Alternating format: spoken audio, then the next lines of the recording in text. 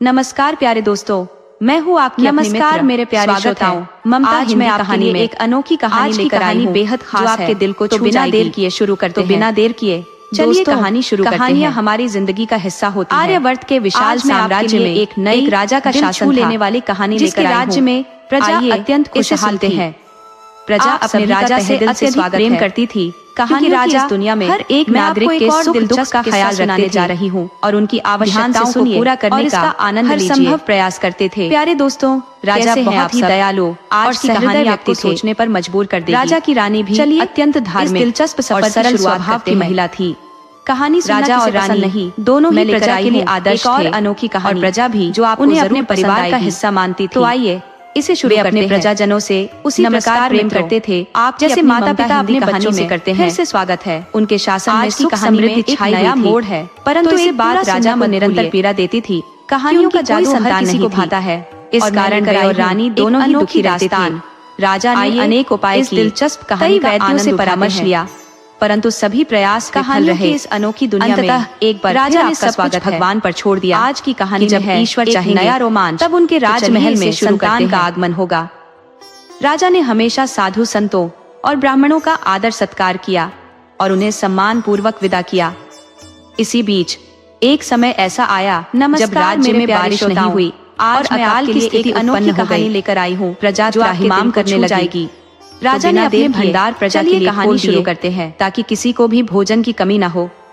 प्रजा राजा को दुआएं देने लगी कि ईश्वर उनके राजा के दुखों को दूर करे और उन्हें संतान सुख प्रदान करे। एक दिन राजा के महल में एक साधु आए, जिन्हें प्रसन्न होकर राजा ने आदर सत्कार किया। साधु ने राजा को एक फल दिया और कहा कि इसे रानी को खिलाने पर वह गर्भवती हो जाएंगी और भगवान की कृपा से उन्हें एक सुंदर कन्या की प्राप्ति होगी। रानी ने वह फल खा लिया और गर्भवती हो गई। इसी बीच राज्य में अकाल की स्थिति बनी रही और राजा अत्यंत चिंतित रहने लगे। धीरे धीरे समय बीता और रानी के प्रसव का समय आ गया। अकाल से दुखी प्रजा भी चिंतित थी, क्योंकि खेतों में बोई गई फसलें बिना पानी के नष्ट हो रही थी और राज्य के भंडार भी खाली होने के कगार पर थे। जब रानी को प्रसव वेदना हुई, तब उन्होंने एक सुंदर कन्या को जन्म दिया।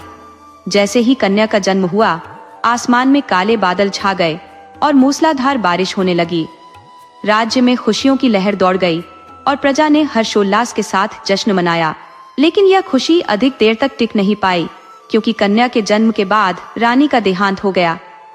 राजा पर दुखों का पहाड़ टूट पड़ा, परंतु जब उन्होंने अपनी नवजात कन्या को गोद में उठाया तो वह अत्यंत सुंदर और प्यारी थी। राजा ने उसे अपनी रानी की निशानी मानकर अपने सीने से लगा लिया और उसे पालने का निश्चय किया। परंतु अकेले राजा के लिए छोटी सी राजकुमारी का लालन पालन करना संभव नहीं था। यदि वे कन्या का ध्यान रखते तो राज्य का संचालन कौन करता। इसलिए राजा ने अपनी सबसे विश्वासपात्र दासी को राजकुमारी की देखभाल का जिम्मा सौंप दिया और समय के साथ कन्या बढ़ने लगी। गंगा, जो अब दासी की देखरेख में बड़ी हो रही थी, प्रजा के दिलों में अपनी जगह बना चुकी थी। जब वह पैदा हुई थी तो मूसलाधार बारिश हुई थी, जिससे राज्य की सूखती हुई फसलें फिर से हरी भरी हो गईं और पानी की किल्लत पूरी हो गई। इसी शुभ संकेत को देखते हुए उसका नाम गंगा रखा गया। गंगा एक मासूम, सुंदर और प्यारी बच्ची थी। राजा के मंत्रियों ने सलाह दी कि अब राजा को दूसरी शादी कर लेनी चाहिए, ताकि गंगा को माँ का प्यार मिल सके और राज्य को एक नई रानी। राजा ने पहले तो इस विचार को ठुकरा दिया, यह कहते हुए कि वह अपनी बेटी के लिए सौतेली मां नहीं लाना चाहता। लेकिन अंततः मंत्रियों के समझाने पर राजा ने दूसरा विवाह कर लिया। महल में नई रानी के आगमन के बाद राजा ने गंगा को अपने से और भी करीब कर लिया, उसे बेहद प्यार करने लगा। लेकिन दूसरी रानी को यह बिल्कुल पसंद नहीं आया कि राजा उसे नजरअंदाज कर गंगा पर इतना ध्यान दे रहा है। उसने बाहर से तो गंगा को प्यार दिखाया, लेकिन अंदर से उससे नफरत करने लगी। गंगा को अब अपनी माँ की कमी महसूस होने लगी, लेकिन वह दासी में ही माँ का स्नेह पाने लगी थी। समय बीतता गया, गंगा बड़ी होने लगी और उसने माँ का मतलब समझना शुरू कर दिया। लेकिन उसे अपनी सौतेली माँ में माँ जैसी कोई भी बात नजर नहीं आई। रानी हमेशा उसे डांटती फटकारती रहती थी, जबकि दासी उसे माँ से भी अधिक प्यार देती थी। उधर रानी भी गर्भवती हो गई और उसने एक और कन्या को जन्म दिया, जिसका नाम जमुना रखा गया। रानी अब अपनी बेटी जमुना पर ज्यादा ध्यान देने लगी, जबकि गंगा की देखभाल दासी करती रही। गंगा भगवान शिव और माता भगवती की पूजा में बहुत लगन से लगी रहती थी और नगरवासी उसे बेहद प्रेम करते थे। गंगा अपनी छोटी बहन जमुना से भी बहुत प्यार करती थी, लेकिन रानी उसे जमुना से दूर रखती थी। जब गंगा 6 साल की हो गई और जमुना 3 साल की, तो राजा ने उन्हें स्कूल भेजने का निर्णय लिया। लेकिन रानी ने कहा कि गंगा को शिक्षा दिलाने की कोई जरूरत नहीं है, सिर्फ जमुना को ही पढ़ाना चाहिए। राजा, जो अब रानी के कहने में ज्यादा ध्यान देने लगे थे, ने गंगा की शिक्षा की उपेक्षा कर दी। धीरे धीरे गंगा को यह महसूस होने लगा कि वह अपने पिता और रानी दोनों से दूर हो रही है। गंगा अब अपनी सारी बातें गौशाला में काली गाय से कहने लगी। वह गाय को गौमाता कहकर पुकारती और गाय भी उसे अपनी बेटी की तरह प्यार करती। एक दिन जब गंगा ने गौमाता से कहा कि उसे कहीं घूमना है, तो गौमाता ने कहा, तू मेरी पूंछ पकड़ ले और मैं तुझे गोलोक घुमाने ले चलती हूँ। गंगा ने जैसे ही पूंछ पकड़ी, वह एक अद्भुत दुनिया में पहुंच गई, जहाँ सब कुछ बहुत सुंदर और अलौकिक था। वहां जाकर गंगा को बहुत आनंद आया और उसने गौमाता से कहा, गौमाता, हम कुछ दिन यहीं रहेंगे। गौमाता ने गंगा से कहा, देख गंगा, यहाँ जो भी जीव आते हैं वे मरने के बाद ही आते हैं। तू तो मेरी वजह से यहाँ आई है, इसलिए मैं तुझे सिर्फ दिखाने लाई थी। जिनके कर्म अच्छे होते हैं वे स्वर्गलोक में आते हैं और जिनके बुरे कर्म होते हैं वे नरक में जाते हैं। गौ माता ने गंगा को इस तरह समझाया और उसे वापस ले आई। अब गंगा और गौ माता के बीच में बहुत गहरा संबंध बन गया था। गंगा अपने सभी दुख सुख गौ माता से साझा करती और गौ माता भी उसकी सच्ची साथी बन गई। धीरे धीरे गंगा के दिन सुखद बीतने लगे, लेकिन जब रानी ने देखा कि गंगा अब भी खुश है, तो उसे शक हुआ कि गंगा का इस काली गाय से कुछ ज्यादा ही लगाव है। रानी ने राजा से कहा, राजा साहब, ये काली गाय अब दूध भी कम देती है, इसे बेच दीजिए या कसाईयों को दे दीजिए। ये सुनकर गंगा का दिल टूट गया। वह सोचने लगी, दासी के जाने के बाद यही तो मेरी माँ थी, अगर इसे भी मेरी रानी माँ छीन लेगी तो मैं कैसे रहूंगी। गंगा बहुत दुखी हो गई, लेकिन गौ माता ने उसे दिलासा दिया। उसने कहा, रोने की जरूरत नहीं है, तूने मुझे माँ माना है और मैंने तुझे बेटी।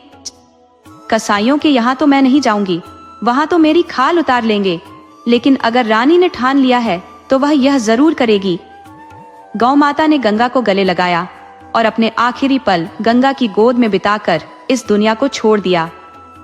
गंगा बुरी तरह से रोई, जैसे तैसे राजा उसे संभाल पाया। अब गंगा बहुत उदास रहने लगी, न किसी से हंसती बोलती, बस अपने भगवान की पूजा में लगी रहती। गंगा अपनी बहन जमुना से बहुत प्यार करती थी और जमुना भी गंगा से, लेकिन माँ के डर के कारण वह कुछ कह नहीं पाती थी। दोनों बहनें अब शादी लायक हो गई थी। रानी ने कहा, गंगा के लिए कोई अपंग या विकलांग लड़का ढूंढो, जो भी मिले। राजा ने विरोध किया, ये मेरी भी बेटी है, इसके लिए ऐसा वर कैसे ढूंढ सकता हूँ, समाज क्या कहेगा।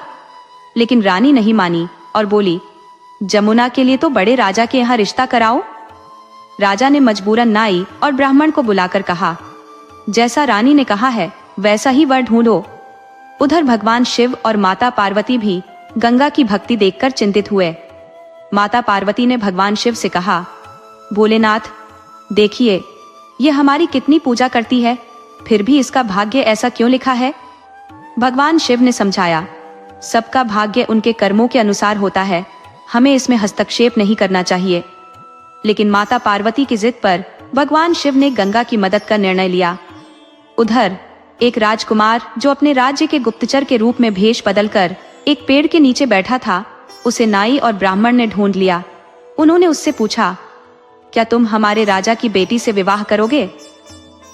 राजकुमार ने कहा, मैं तो अंधा और लंगड़ा हूँ, मुझसे कौन शादी करेगा। लेकिन ब्राह्मण ने कहा, हमारे राजा की बेटी बहुत सुंदर है और तुम्हें ऐसा ही वर चाहिए था। राजकुमार ने सहमति दे दी, लेकिन उसने अपना असली परिचय नहीं दिया और खुद को एक गरीब के रूप में पेश किया। जमुना के लिए एक चक्रवर्ती सम्राट के राजकुमार का रिश्ता किया गया और रानी ने कहा, गंगा की बारात में सिर्फ 5 लोग आएंगे, लेकिन जमुना की बारात ऐसी होनी चाहिए कि आसपास के राज्य भी देख ले। राजा ने रानी की बात मान ली और उधर भगवान शिव, विष्णु, ब्रह्मा, गणेश और नंदी ने भेष बदलकर गंगा की बारात में शामिल होने का निश्चय किया। अब वे गंगा के लिए बारात लेकर निकले। चक्रवर्ती सम्राट के बेटे की बारात धूमधाम से निकली। दूर दूर तक ढोल नगाड़ों की आवाज गूंज रही थी। ऐसा लग रहा था मानो आसमान भी इस खुशी में शामिल हो गया हो। बारात की चहल पहल और रौनक देखते ही बनती थी। दूसरी तरफ बेचारी गंगा का विवाह सादगी से हो गया। न कोई धूमधाम न तामझाम, बस जैसे तैसे रस्में पूरी हो गई। गंगा ने भी अपने भाग्य को स्वीकार कर लिया और सोचा, जहां मेरे माता पिता ने मुझे दिया है वही मेरे लिए सही होगा। उसने उस लंगड़े लूले राजकुमार से विवाह कर लिया। जमुना भी अपने विवाह के बाद विदा हो गई। दोनों बहनों ने गले मिलकर खूब रोई, लेकिन दोनों अपनी अपनी किस्मत को मान चुकी थी।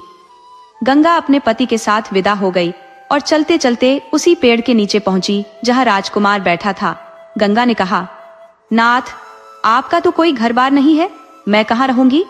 राजकुमार ने जवाब दिया, गंगा, तुम मेरी पत्नी बनकर आई हो, मेरा बसेरा यही पेड़ है, इसलिए तुम्हें भी यहीं रहना होगा। गंगा पतिव्रता थी। उसने कहा, नाथ, जहां आप रहेंगे मैं भी वहीं रहूंगी। ये सुनकर भगवान शंकर बोले, ये मेरी अनन्य भक्त है, इसे इस पेड़ के नीचे कैसे छोड़ दूं? तभी भगवान की कृपा से एक संदेशवाहक आया और राजकुमार से कहा, रानी की तबीयत खराब है, तुम्हें तुरंत महल चलना होगा। राजकुमार घोड़े पर सवार हुआ और गंगा को भी अपने साथ घोड़े पर बिठा लिया। गंगा हैरान रह गई। उसने देखा कि उसका पति न तो लंगड़ा था, न ही लूला और न ही अंधा। वह स्वस्थ और सुंदर था। भगवान शंकर, विष्णु, ब्रह्मा, नारद जी और गणेश जी जो भेष बदल कर आए थे, वे भी बारात में शामिल थे। उन्होंने राजकुमार से कहा, हमने बारात तक तुम्हारा साथ दिया है, अब हमें जाने दो। राजकुमार ने आग्रह किया, आपने बारात में साथ दिया है तो कृपया महल तक भी चलिए। मेरे माता पिता को जानकर अच्छा लगेगा कि आपने मेरा साथ दिया। सभी देवता राजकुमार के साथ महल तक गए। जब राजा और रानी ने अपनी बहू गंगा को देखा तो उनकी सारी नाराजगी दूर हो गई। गंगा की सुंदरता देखकर वे मंत्रमुग्ध हो गए। रानी तो बहुत खुश हो गई, लेकिन साथ ही थोड़ी निराश भी थी। उसने सोचा था कि राजकुमार की शादी में वह अपने सारे अरमान पूरे करेगी, लेकिन ऐसा नहीं हो सका। ब्रह्मा, विष्णु, महेश ने राजा और रानी को पूरी कहानी सुनाई। रानी ने गंगा का गृह प्रवेश कराया और उसे घर के अंदर ले गई। ब्रह्मा, विष्णु, महेश ने राजा रानी से विदा ली और चले गए। अब जहां गणेश जी, ब्रह्मा, विष्णु, महेश जैसे देवताओं ने कदम रखा हो, वहां किसी चीज की कमी कैसे हो सकती थी? गंगा के आने से महल और राज्य में खुशहाली आ गई। राजा का राज्य दिन दूनी रात चौगुनी तरक्की करने लगा। अब गंगा को सभी साक्षात लक्ष्मी का रूप मानने लगे। गंगा भी बहुत खुश थी। उसे लगा कि जो कुछ भी हुआ वह उसके लिए अच्छा ही था। उसने राजकुमार के साथ खुशहाल जीवन बिताना शुरू कर दिया। पूजा पाठ करती और सभी का दिल जीत लेती। उसकी और राजकुमार की जोड़ी को राम सीता की जोड़ी कहा जाने लगा। राजा और रानी भी अपने बेटे और बहू को देखकर बहुत खुश थे। अब उनकी सारी चिंताएं समाप्त हो गई थी। राजा ने राजकुमार को राजगद्दी सौंप दी और कहा, बेटा, अब तुम राज्य संभालो, हमसे अब इतना काम नहीं होता। राजकुमार राजा बन गया और समय बीतता गया। सावन का महीना आया और तीज का त्योहार करीब आया। सब लड़कियां अपने मायके लौटी तो राजा ने सोचा कि क्यों ना वह भी अपनी दोनों बेटियों को बुला ले। रानी ने कहा, जमुना को बुलाओ, लेकिन गंगा का तो कोई अता पता नहीं है। राजा ने कहा, मैं गंगा को भी बुलाऊंगा, आखिर उसका भी तो त्योहार है। राजा अपनी बेटी को लेने चला और पहले जमुना के ससुराल पहुंचा। जमुना राजकुमार के साथ थी और राजा को देखकर वह खुश हो गई, लेकिन उसके चेहरे पर एक अजीब सी उदासी थी। जमुना ने कुछ नहीं कहा और चुपचाप अपने पिता के साथ चल पड़ी। राजा जब गंगा को लेने पहुंचा तो वह उसी पेड़ के पास गया जहां गंगा को छोड़कर गया था, लेकिन वहां कुछ भी नहीं था। उसने आसपास के लोगों से पूछा, यहाँ जो लंगड़ा व्यक्ति रहता था वह कहाँ है? किसी ने बताया, वह लंगड़ा लूला नहीं था, वह तो इस राज्य का राजकुमार था। वह अपने दुश्मनों पर नजर रखने के लिए गुप्त रूप से यहाँ रहता था। राजा यह सुनकर स्तब्ध रह गया, लेकिन मन ही मन बहुत खुश भी हुआ कि चलो, उसकी बेटी अच्छे घर में गई है। वह राजकुमारी थी और अब राजकुमार की पत्नी बन गई है। राजा के दिल से सारे डर हट गए, क्योंकि वह गंगा से बचपन से बहुत प्यार करता था।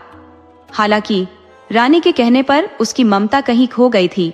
अब वह अपनी बेटी से मिलने की जल्दी में था। राजा जब गंगा के पास पहुंचा तो गंगा को सूचना दी गई कि उसके पिताजी आए हैं। गंगा दौड़ती हुई आई और अपने पिता के गले लग गई। राजा ने देखा कि गंगा बहुत ही सुंदर और खुशहाल दिख रही थी। उसके चेहरे की चमक बता रही थी कि वह बहुत खुश है। राजा यह देखकर बहुत खुश हुआ कि उसकी बेटी, जिसने मायके में बहुत दुख सहा था, ससुराल में बहुत अच्छी जगह पर गई है। राजा ने रानी और राजकुमार से कहा, पहला त्योहार है, इसे विदा कर दो, मायके जाना है। उन्होंने गंगा को अच्छे से विदा किया और वह अपने मायके लौट आई। जब रानी ने देखा कि गंगा चहक रही है और उसकी रौनक पहले से और भी बढ़ गई है, तो रानी जलन से भर गई। ऊपर से जब राजा ने बताया कि हमने गंगा को जिसके साथ दिया था वह कोई साधारण व्यक्ति नहीं था, बल्कि वह एक बहुत बड़ा राजा है और उसका बेटा राजकुमार। अब गंगा एक बड़े चक्रवर्ती सम्राट के घर गई है, जिसके राज्य का बड़ा दबदबा है। यह सुनकर रानी और भी जल भुन गई। उसने सोचा, मैंने उसके लिए गड्ढा खोदा था, लेकिन वह कैसे बच गई। इसके बाद दोनों बहनें साथ रहने लगी, लेकिन जमुना थोड़ी उदास रहती थी। एक दिन गंगा ने उससे पूछा, जमुना बहन, तुम इतनी उदास क्यों रहती हो? तुम्हारा पति राजा है और तुम्हें किसी चीज की कमी नहीं होनी चाहिए। यह सुनकर जमुना गले लगकर रोने लगी। उसने कहा, बहन, मेरी माँ के कर्मों की सजा मुझे मिल रही है। उन्होंने मुझे चक्रवर्ती सम्राट के घर दिया, लेकिन मेरा पति अय्याश और नशेबाज है। वह मेरी कोई कद्र नहीं करता और सास ससुर भी मेरे साथ अच्छा व्यवहार नहीं करते। वे बात बात पर ताना मारते हैं और मुझे कोई काम करने नहीं आता, इसलिए मुझे वे मारते पीटते हैं। लेकिन मैं अपने पिता से यह सब कैसे कहूँ? गंगा बोली, कोई बात नहीं बहन, तू चिंता मत कर। अब मैं आ गई हूँ, मैं तुझे सारे काम सिखाऊंगी। फिर तू काम करके उनका दिल जीत लेना, तेरी समस्या खत्म हो जाएगी। अब रानी जल्दी चाहती थी कि जमुना उसके साथ न रहे, क्योंकि वह गंगा को बिल्कुल पसंद नहीं करती थी। लेकिन जमुना अब अपनी माँ से डरती नहीं थी। वह साफ कह देती, माँ, मैं गंगा दीदी के साथ रहूंगी। गंगा दीदी ने मुझे कभी कोई तकलीफ नहीं दी, हमेशा मुझे अच्छा सिखाया। रानी इस पर चुप हो जाती। अब गंगा ने जमुना को धीरे धीरे घर के सारे काम सिखा दिए। जमुना को अच्छे से खाना बनाना आ गया और कैसे लोगों का दिल जीतना है वह भी सीख गई। क्योंकि जमुना में थोड़ी घमंड थी कि माँ ने उसे कभी डांटा नहीं और प्यार से ही रखा, इसलिए उसने कभी काम नहीं सीखा था। गंगा, जिसने समय के थपेड़े खाए थे, वह सारे काम सीख गई थी और उसका व्यवहार भी इतना अच्छा था कि उसने सबका दिल जीत लिया। राज्य के लोग भी गंगा से बहुत प्यार करने लगे थे। जमुना की माँ के कारण लोग उसे कम पसंद करते थे और इसका असर जमुना पर पड़ा था, जिससे उसमें थोड़ा घमंड आ गया था। लेकिन गंगा के साथ उसका व्यवहार हमेशा अच्छा रहा। जब गंगा ने उसे सारे काम सिखा दिए और तीज का त्योहार बीत गया, तब दोनों बहनें अपनी अपनी ससुराल लौट गई। गंगा की ससुराल में उसके सास ससुर बहुत अच्छे थे। वे उसे पलकों पर बिठाकर रखते थे। गंगा भी सबकी इच्छाओं का पूरा ध्यान रखती थी। उधर जमुना के ससुराल में भी परिवर्तन दिखने लगा था। अब जमुना ने काम करना शुरू कर दिया था और सबकी पसंद का ख्याल रखने लगी थी।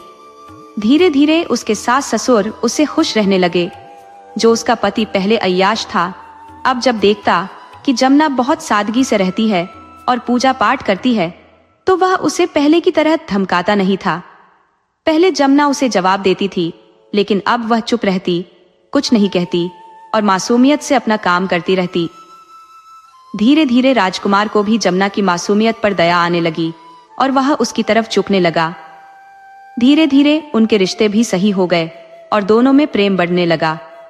जमुना इसका पूरा श्रेय अपनी गंगा बहन को देती थी, लेकिन रानी अब भी यही कहती थी कि उसकी बेटी का घर बिगाड़ने में गंगा का ही हाथ है। वह सोचती थी कि गंगा ने जमुना को कोई ऐसी बात समझाई है जिसके कारण उसकी बेटी, जो नाजों से पली बड़ी राजकुमारी थी, अब इतने सारे काम करती है। रानी जमुना से बहुत नफरत करती थी, लेकिन गंगा को बेचारी मानती थी। जब जमुना मायके आई और रानी ने देखा कि वह गंगा को कोस रही है, तो जमुना ने अपनी माँ को डांटते हुए कहा, माँ, तूने हमेशा मेरी बहन के साथ सौतेला व्यवहार किया है, लेकिन आज मैं अपने घर में जिस वजह से खुशहाल हूँ वह गंगा के कारण ही है। ये सुनकर रानी को बड़ा धक्का लगा और उसे पक्षाघात हो गया। जब गंगा को यह खबर मिली कि उसकी माँ बीमार है, तो वह तुरंत उसके पास पहुंची। रानी की आंखों से आंसू बह रहे थे। रानी ने कहा, गंगा, मैंने तेरे साथ बहुत बुरा किया है, जिसकी सजा मुझे मिल गई है। आज मुझे पक्षाघात हो गया है, शायद यह मेरे कर्मों का फल है। गंगा बोली, नहीं माँ, आप ऐसा क्यों कह रही हो? रानी ने कहा, बेटी, हो सके तो मुझे माफ कर दे। गंगा ने जवाब दिया, माँ, माफ करने के लिए मैं तुमसे नाराज कभी थी ही नहीं। मैंने तो हमेशा तुम्हें अपनी माँ माना है। रानी ने कहा, बेटी, तूने मुझे माँ माना, लेकिन मैंने तुझे कभी अपनी बेटी नहीं माना। गंगा ने कहा, नहीं माँ, ऐसा नहीं कहते, माँ तो माँ ही होती है। इसके बाद रानी ने गंगा को सीने से लगा लिया और अब वह दोनों बेटियों को प्यार करने लगी। अब दोनों का मायके आना जाना भी हो गया। गंगा ने अपनी मासूमियत और मेहनत से अपने ससुराल और मायके दोनों में इज्जत कमा ली थी। राजा भी बहुत खुश था कि उसकी दोनों बेटियों को बराबर का सम्मान और अधिकार मिला। दोस्तों, अगर आपको हमारी कहानी पसंद आई हो तो कृपया हमारे चैनल को लाइक करें, सब्सक्राइब करें और शेयर करें।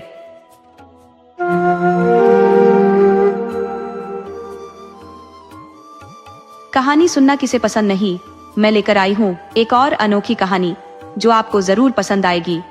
तो आइए इसे शुरू करते हैं। श्रीकांत और देवा दोनों जिगरी यार थे। एक दिन उनके कानों में किसी सुरीली धुन की आवाज पड़ी। देव उत्सुकता से बोला, श्रीकांत, ये कितनी मधुर आवाज है, आखिर कौन ऐसा गा रहा है? श्रीकांत ने कंधे उचकाते हुए जवाब दिया, पता नहीं देव। देव ने फौरन कहा, मेरा तो मन कर रहा है कि जाकर देखूं कौन है, लेकिन श्रीकांत ने उसे रोका। अरे नहीं देव, ऐसे किसी के घर में जाना ठीक नहीं है, ये गलत बात होगी। दरअसल वे दोनों किसी गली से गुजर रहे थे जब उन्होंने वह सुमधुर आवाज सुनी थी।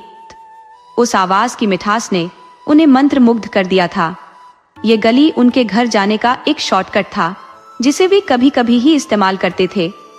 आमतौर पर वे मुख्य सड़क से ही अपने घर जाते थे क्योंकि वे एक ही ऑफिस में काम करते थे, मगर जब कभी मुख्य सड़क पर बहुत भीड़ होती थी तब वे इस गली का सहारा लेते थे।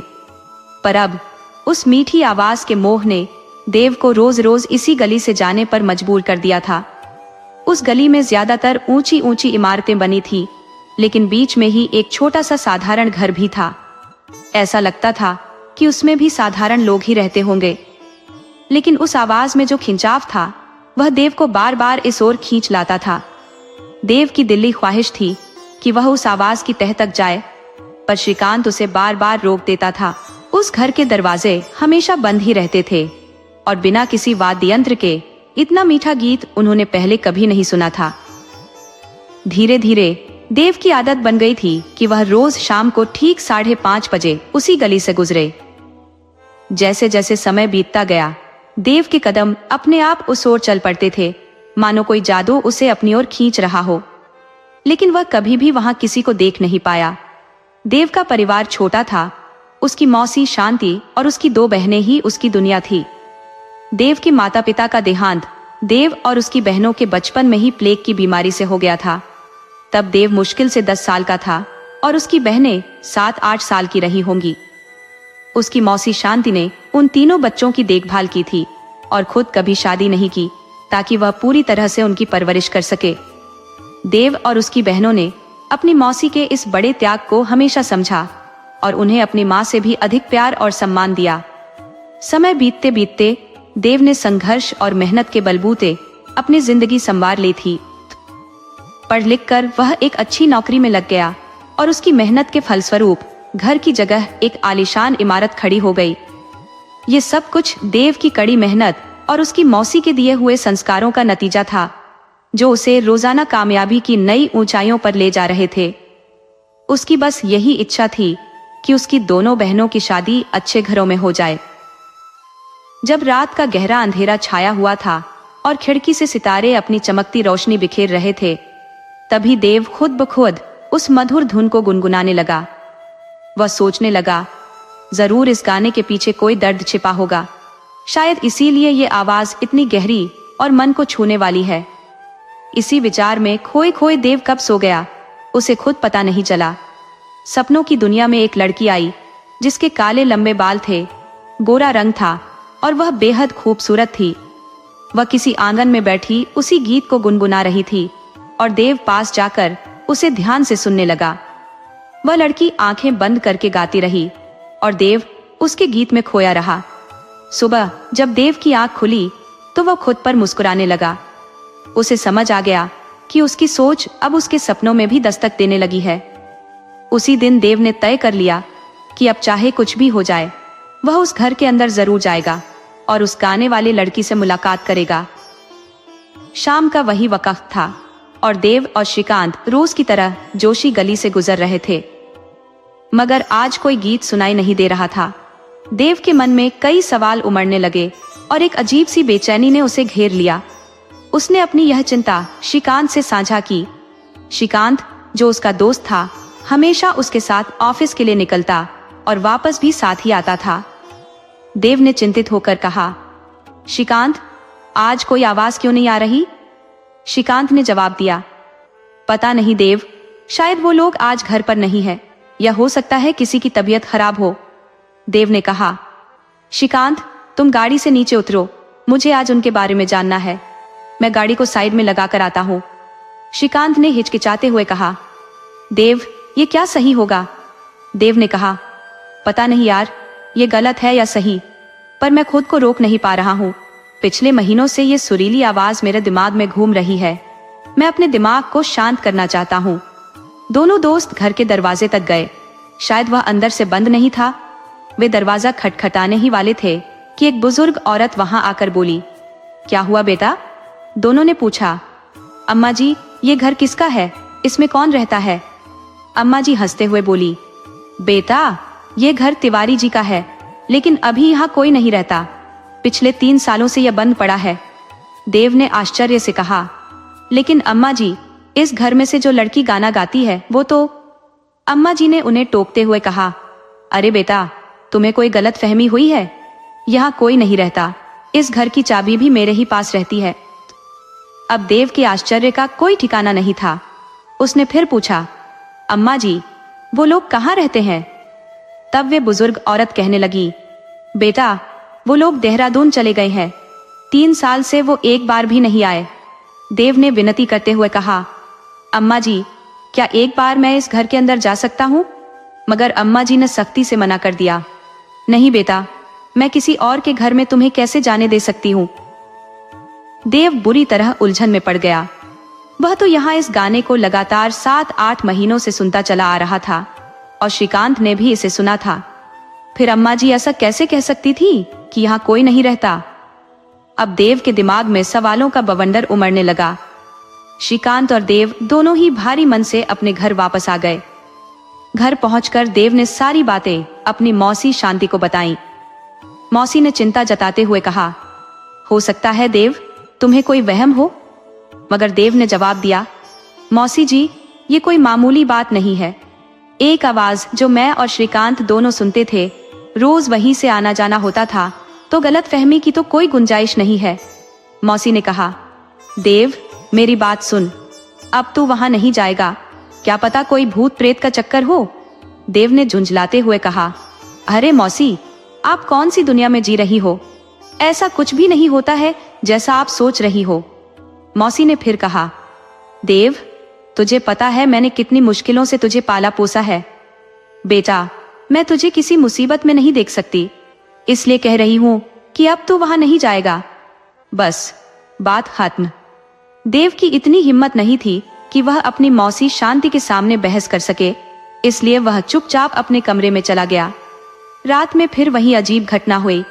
सपने में वही लड़की गाना गाती हुई दिखाई दी। वही सूरत, वही रंग रूप, वही जगह, वही अवस्था। देव हड़बड़ाकर उठ बैठा और सोचने लगा, ये मैं क्या सोच रहा हूँ, मुझे इसके बारे में ज्यादा नहीं सोचना चाहिए। धीरे धीरे रात बीत गई और सुबह हुई। दिमाग से सब कुछ गायब था, लेकिन ऑफिस जाते समय मौसी ने उसे याद दिला दिया। बेटा देव, सीधे जाना और सीधे आना।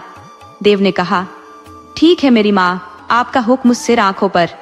शांति ने मुस्कुराते हुए उसकी गाल थपथपाई और माथा चूमते हुए कहा, मेरे बच्चों पर कोई बुरा साया न पड़े भगवान। देव ऑफिस के लिए निकल गया। देव की बहनें अदिति और नलिनी, जो किसी सहेली की शादी में गई हुई थी, घर में शांति अकेली थी और शांति के मन में बुरे बुरे ख्याल आ रहे थे। आज शांति फिर उस शख्स की यादों में खोई हुई थी जिसने उसे सालों पहले धोखा दिया था। वह अपने अतीत की गलियों में भटकने लगी, सोचने लगी कि वह भी तो एक गाने वाली ही थी जिसकी खातिर केशव ने उसे धोखा दिया था। शांति की आंखों से आंसुओं की धार बहने लगी। घाव बहुत गहरा था और दर्द उससे भी ज्यादा। उस लड़की का नाम तारा था और केशव, जो उसका प्रेमी था, तारा को अपने साथ भाग गया था। जाते जाते वह शांति के नाम एक चिट्ठी छोड़ गया था जिसमें लिखा था, शांति, माना कि मैंने तुमसे प्यार किया था, पर तारा के मिलने के बाद मैंने जाना कि असल में प्यार क्या होता है। तुम्हारे साथ कभी वह लम्हे नहीं बिताए जो तारा ने मुझे दिए हैं, इसलिए मैं उसके साथ जा रहा हूँ। आज के बाद तुमसे कोई नाता नहीं है, मेरा सिर्फ तारा से ही रिश्ता है। इस पत्र को पढ़कर शांति बिल्कुल टूट गई थी।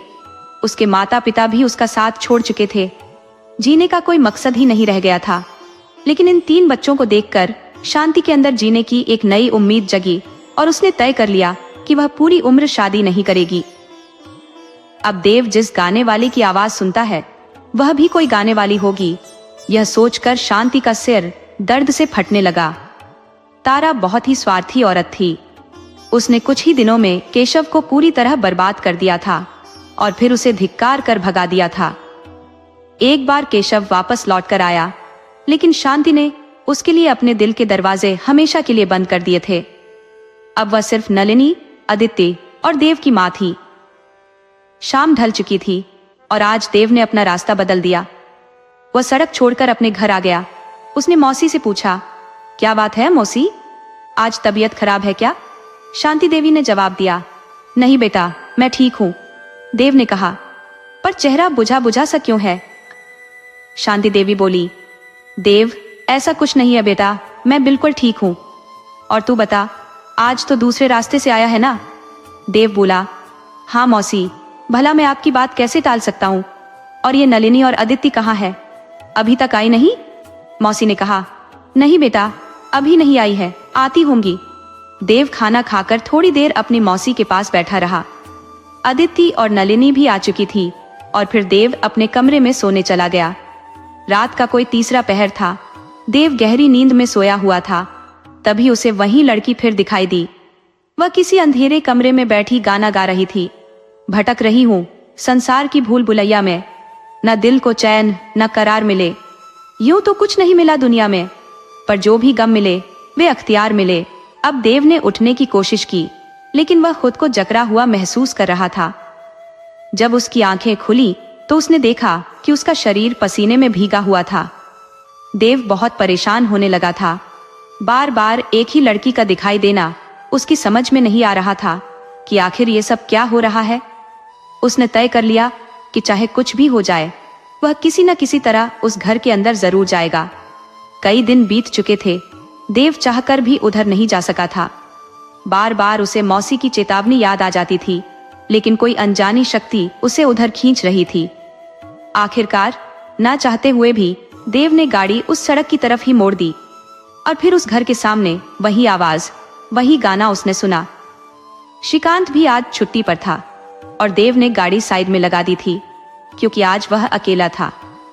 वह आने वाली आवाज को बड़े गौर से सुन रहा था और उसे एहसास हुआ कि वह गलत नहीं था। आवाज उसी घर से आ रही थी। दरवाजा बंद था और सड़क पर कुछ लोग आ जा रहे थे। देव के मन में सवाल उठने लगे कि यह सब क्या माजरा है। तभी एक छोटी सी लड़की, करीब 9-10 साल की, वहां खेलती हुई दिखाई दी।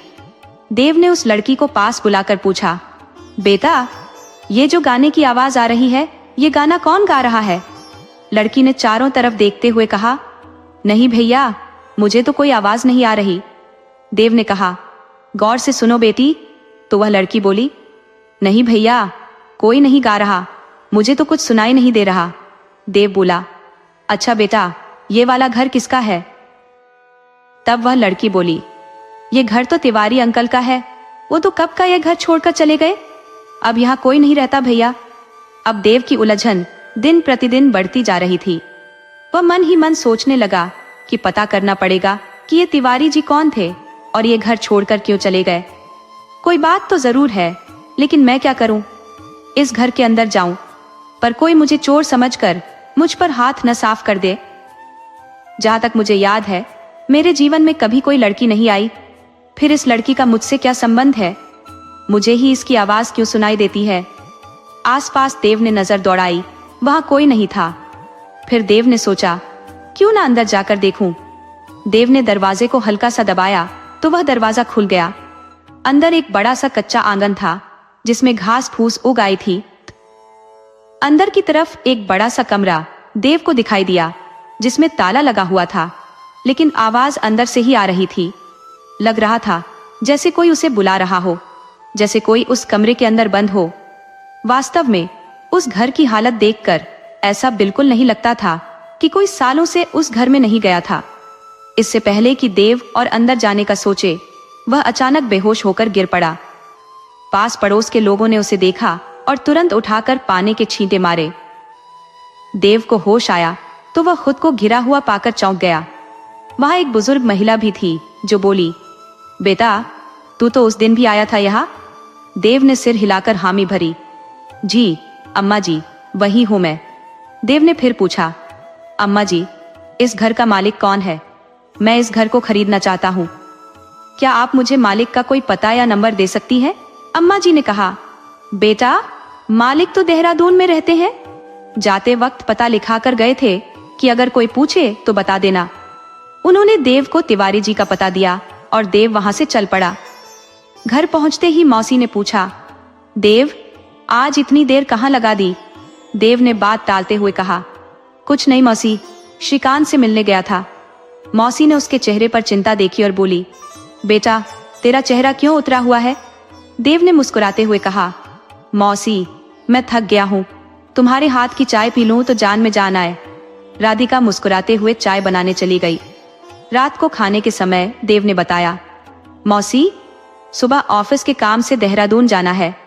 अदिति और नलिनी ने भी साथ चलने की इच्छा जताई, पर देव ने मना कर दिया, नहीं, इस बार नहीं, ऑफिस का काम है, फिर कभी चलेंगे। रात का तीसरा पहर था जब देव को फिर वही सपना आया। वह लड़की फिर से गा रही थी और देव उसके पीछे पीछे चल रहा था। इस बार वह लड़की मिट्टी हटाकर एक कंकाल दिखा रही थी। देव की नींद खुली, लेकिन इस बार वह घबराया नहीं, बल्कि लंबी सांस लेकर सोचने लगा, कल इसका पता लगाऊंगा। सुबह 4 बजे देव तैयार होकर निकलने की तैयारी करने लगा। मौसी ने दोनों के लिए खाने का कुछ सामान भी पैक कर दिया था। श्रीकांत भी देव के साथ चलने के लिए तैयार था, तो मौसी को भी कोई चिंता नहीं थी। सुबह 5 बजे दोनों दोस्त देहरादून के लिए निकल पड़े। रास्ते में पहाड़ों और घने जंगलों को देखकर श्रीकांत ने कहा, देव, क्यों इस चक्कर में पड़ गया? देव ने गहरी सांस लेते हुए कहा, तू नहीं समझेगा यार, हर रात वही सपना, वही चेहरा। अब तो बस तिवारी जी से मिलकर ही सब कुछ साफ हो पाएगा। लगभग 5 घंटे के सफर के बाद वे देहरादून पहुंचे। मौसम सुहाना था, हवा में ठंडक और ताजगी थी। तिवारी जी के घर पहुंचकर उन्होंने दरवाजा खटखटाया। एक महिला ने दरवाजा खोला और अजनबी चेहरों को देखकर चौंक गई। देव ने मुस्कुराते हुए पूछा, तिवारी जी घर पर हैं क्या? महिला ने जवाब दिया, नहीं, वह तो बाहर गए हैं। पर तुम लोग कौन हो? देव ने कहा, हम जयपुर से आए हैं, उनसे जरूरी काम था। महिला ने उन्हें अंदर बुलाया और पानी लाकर दिया। घर बड़ा था और चारों तरफ शांति थी, बस बारिश की बूंदों की आवाज सुनाई दे रही थी। देव ने पानी पीकर लंबी सांस ली और पूछा, तिवारी जी कब तक आएंगे? महिला ने मुस्कुराते हुए कहा, बेटा, कह नहीं सकते, कभी भी आ सकते हैं। बेटा, चाय बनाऊं क्या? उसकी आवाज में अपनापन था। देव को बड़ी आत्मीयता महसूस हुई। उसने कहा, काकी क्यों तकलीफ करती है? महिला ने प्यार से कहा, बेटा कोई तकलीफ नहीं है, आप आराम से बैठो, मैं अभी चाय लाती हूँ। तिवारी जी को खबर मिली कि अगर मैंने उनके मेहमानों से चाय पानी का पूछताछ नहीं किया तो बेवजह मुझ पर नाराज हो जाएंगे। देव ने कहा, अरे काकी चिंता मत करो, हम अमित को जानते ही नहीं है। महिला मुस्कुराते हुए बोली, कोई बात नहीं बेटा, तुम लोग दूर से आए हो, थोड़ी थकान उतर जाएगी। उधर पानी रख दिया है, हाथ मुंह धो लो, तब तक मैं चाय बना देती हूँ। देव और श्रीकांत दोनों उस महिला के अच्छे बर्ताव से बेहद खुश और थोड़ा हैरान भी थे। इतने में वह महिला चाय लेकर आ गई, साथ में बिस्किट और मिठाई भी लाई थी। देव ने काकी से कहा, आप हमें जानते भी नहीं है और हमारे लिए इतना सब कुछ कर रही है। महिला ने मुस्कुराते हुए कहा, बेटा मेहमान तो भगवान का रूप होते हैं, जब तक तिवारी जी नहीं आते तुम यहीं बैठकर आराम करो। कोई परेशानी हो तो मुझे बता देना, मैं बराबर वाले कमरे में ही हूँ। देव और श्रीकांत सचमुच बहुत थके हुए थे। यहाँ आकर न जाने क्यों उन्हें एक सुकून भरा एहसास हो रहा था। शाम के 7 बज चुके थे। ऊंचे पहाड़ अंधेरे में खोने लगे थे। इतने समय में उस महिला ने कोई बात नहीं की, इसलिए देव को भी कुछ पूछने या बताने की हिम्मत नहीं हुई। देव ने सोचा कि अगर मैं कुछ बोलूं तो कहीं यह मुझे पागल न समझ बैठे, इसलिए तिवारी जी का इंतजार करना ही उचित लगा। उस महिला ने रात का खाना भी तैयार कर लिया था। आलू गोभी की सब्जी, दाल की कचौड़ी और बूंदी का रायता 2 थालियों में परोसा। देव ने कहा, काकी आप इतनी तकलीफ क्यों कर रही हैं? महिला हंसते हुए बोली, बेटा काकी भी कह रहे हो और औपचारिक बातें भी कर रहे हो। तुम मेरे घर में हो, यहाँ अक्सर लोग घूमने आते हैं, 1-2 दिन रुकते हैं और चले जाते हैं। इस मकान का पिछला हिस्सा उन लोगों के लिए ही है। मैं अक्सर खाली रहती हूँ, इसलिए खुद ही खाना बना देती हूँ। मुझे अच्छा लगता है, आदत भी है। चिंता मत करो, पेट भरकर खाओ और अगर कुछ चाहिए हो तो बता देना। देव ने फिर पूछा, काकी आप अकेली रहती है, आपके बच्चे नहीं है? महिला थोड़ी उदास होकर बोली, एक बेटी थी पर अब वो नहीं रही। देव ने आगे कुछ नहीं पूछा। काकी बोली, बेटा खाना खाकर पीछे वाले कमरे में चले जाना, वहां आराम से सोना, रात में कहीं जाने की कोशिश मत करना। देव ने कहा, लेकिन काकी तिवारी जी तो आए नहीं है। काकी ने मुस्कुराते हुए कहा, तुम लोग आराम करो, जब वो आएंगे तो मैं उन्हें यहीं भेज दूंगी। थोड़ी देर बाद तिवारी जी आए। वो काफी थके हुए लग रहे थे। ढलती उम्र का असर उनके चेहरे पर साफ दिख रहा था। वो महिला से उम्र में काफी बड़े लग रहे थे, शायद पति पत्नी जैसे नहीं थे। तिवारी जी ने आवाज लगाई, सुमन कहाँ हो? महिला ने अंदर से कहा, आती हूँ। कहाँ रह गए थे आज आप? तिवारी जी बोले, बस आज काम थोड़ा ज्यादा था, देर हो गई। महिला बोली, आपसे कोई मिलने आया है? तिवारी जी ने पूछा। मुझसे? कौन? महिला ने कहा, हाँ कोई जयपुर से आया है। तिवारी जी हैरान होकर बोले, भला जयपुर से मुझसे कौन मिलने आएगा? वहां तो अब कोई नहीं है। कहाँ है वो? महिला ने कहा, वो पीछे वाले कमरे में आराम कर रहे हैं, बेचारे बहुत देर से इंतजार कर रहे थे। तिवारी जी ने पूछा, तो कुछ खाना पानी दिया या नहीं? महिला ने जवाब दिया, हाँ खाना खाकर आराम कर रहे हैं। तिवारी जी बोले, तो ठीक है, मैं जाकर देखता हूँ। देव श्रीकांत से कह रहा था, श्रीकांत कितनी अच्छी औरत है ये, अनजान होते हुए भी इतना प्यार सम्मान खाना पीना सब कुछ दिया हमें। सच कहूँ इस तरह का जब भी कहीं कुछ देखता हूँ तो मुझे अपनी माँ की याद आ जाती है। श्रीकांत बोला, हाँ देव बहुत अच्छी है ये काकी। तभी तिवारी जी के खांसने की आवाज आई। देव ने कहा, तिवारी जी आ गए हैं? देव ने खड़े होकर कहा, नमस्ते काका जी। तिवारी जी बोले, नमस्ते बेटा, पर मैं तुम्हें पहचानता नहीं हूँ। देव ने कहा, पहचानते कैसे, हम कभी मिले नहीं हैं काका। तिवारी जी ने पूछा, कैसे आना हुआ बेटा?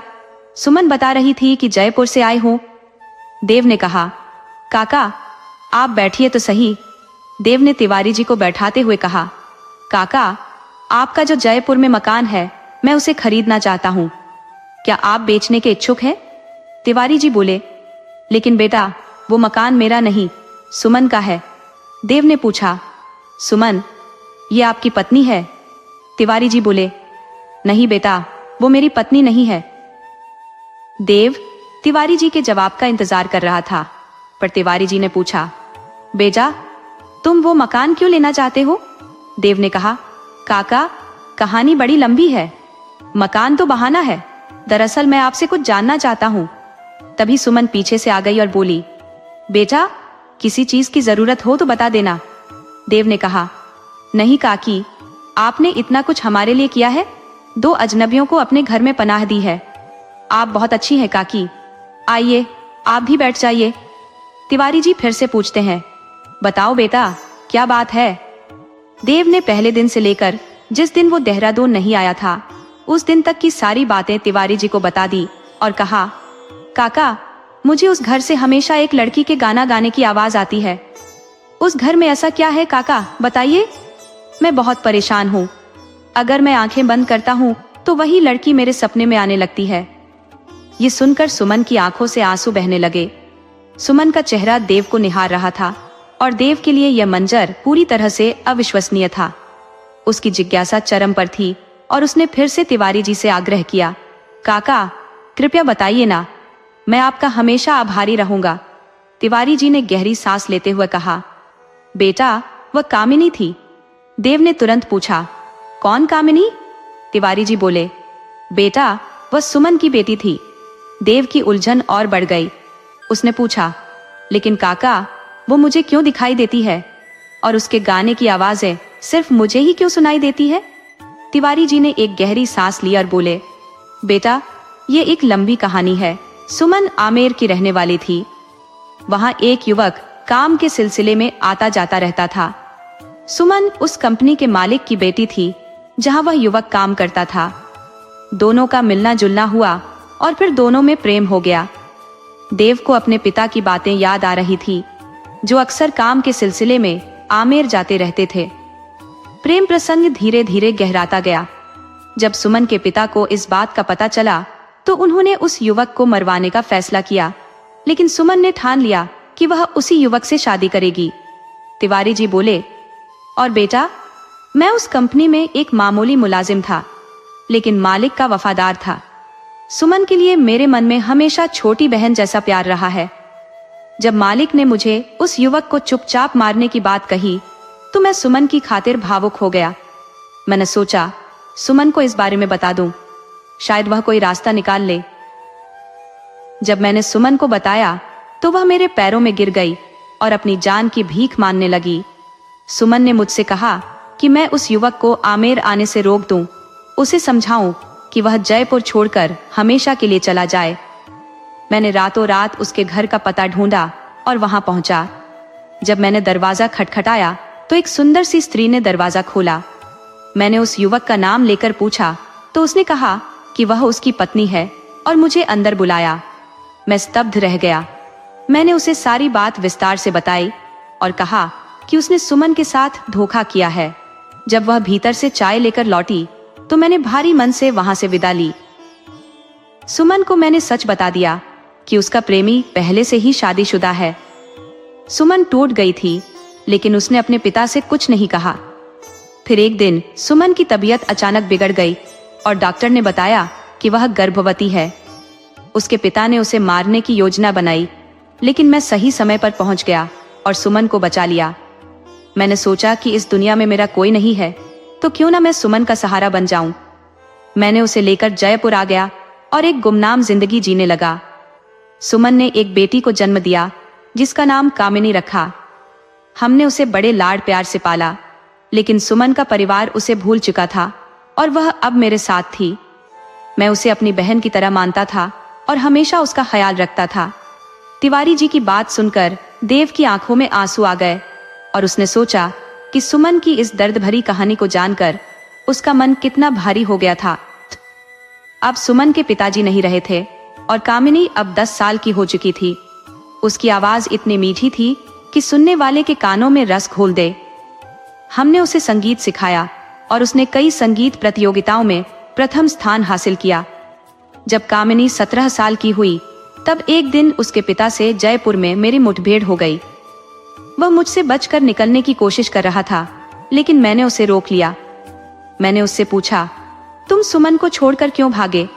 उसने बताया कि मेरे वहां जाने के बाद वह बहुत डर गया था, इसलिए वह रात के अंधेरे में ही वहां से भाग गया।